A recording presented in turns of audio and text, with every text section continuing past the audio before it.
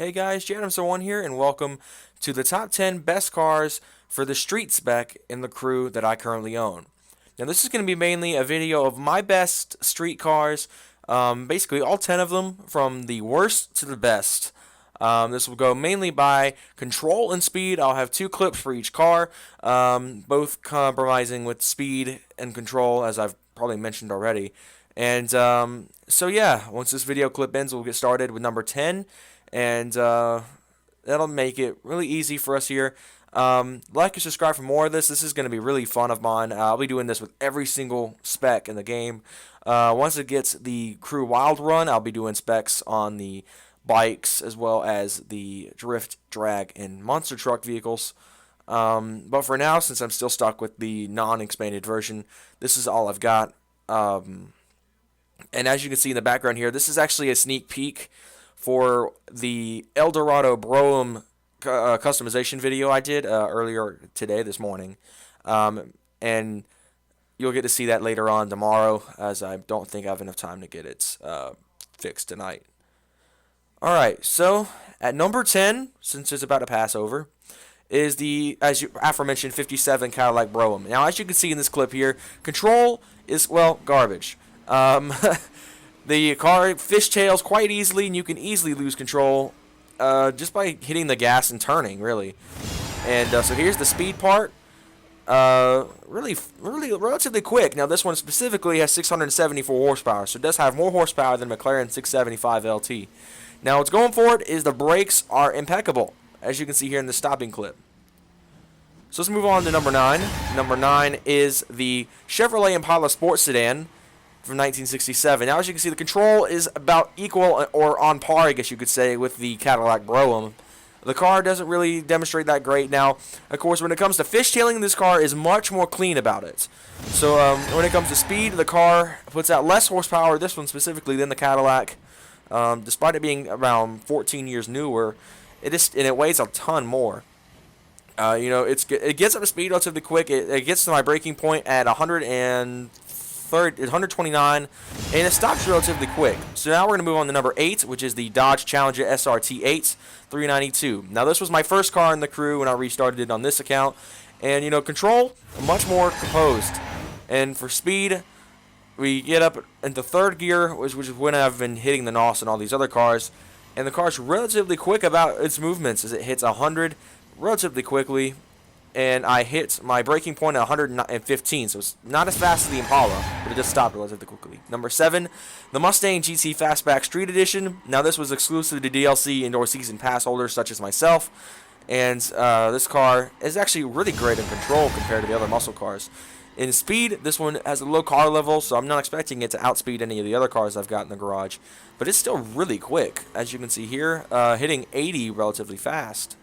I get to my braking points at, let's see, 124 miles per hour. Number 6, we've got the BMW Z4 S-Drive Street Edition. Again, one of those DLC Season Pass specific cars. Now, control, the front, it's a lot more controlled than the other cars in this video, but it's not as fast, as you'll see in a moment here in the speed clip. It does suffer from minor speed lag. When it comes to the acceleration, it gets a lot of wheel spin off the line, but once it gets to work, it gets to work. As you'll see, I get to my braking points at 131, which is faster than the Mustang was. So that kind of shows something with that powerful inline-six. Now we're going to move on to number 5, which is, of course, the Mini Cooper S Street Edition. Now, again, this is another one of those season pass specific cars, and the control is incredible because, of course, it's a four-wheel drive Mini Cooper. What else could you ask for from a car like it? But on the speed, that's where the Mini falls. It is slower, to my knowledge, than any of the other cars of this class in these DLC edition cars. It really gets some decent grip, though, as it hits 130. It's literally a mile an hour slower than the Z4. So number 4, I think this is number 4, the Cadillac Escalade. Now, of course, this is a car that you've probably seen a few times in the channel. This one has 700 horsepower, for crying out loud. Control, due to its weight, it does suffer, and it's really prominent when you're taking a tight corner as it is here. But on the speed, this car really, really makes its due. So as you can see, the Escalade's doing its job. It gets to 100 really quickly. But of course, I hit my braking points at 117 due to its weight kind of slowing it down. And at number 3, the Mini Cooper S Countryman. Now, this was actually quite a shock to many people that I picked the Countryman at number 3, but it's because, well, it has some potential. This specific one is my 3rd highest car level, to my knowledge, and it's pretty. It has potential, like I said, but it's more dirt car than street car for sure. If you want to use a Countryman full time. So, but on the speed, this car, of course, like the Cooper S 2010. Street edition, it does suffer a little bit. Now this is the all-4 version, which means you get 4-wheel drive, and it hits 100 pretty quick, and in the space allotted, it will top out. Start braking at 131, so similar speed to the Mustang.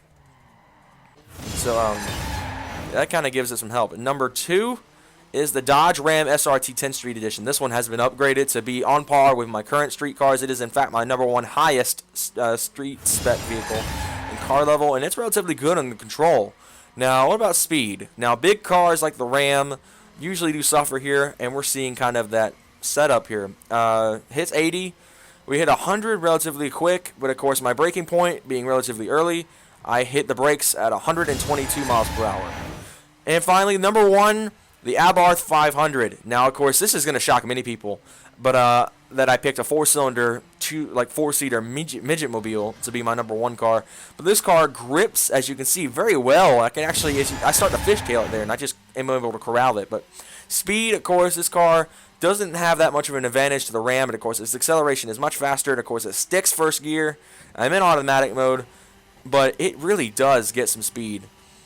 So that'll do it for the Adams 1 video. Thank you guys so much for watching. Like, subscribe for more. I'll be doing this with all the other specs eventually. And I'll see you guys in the next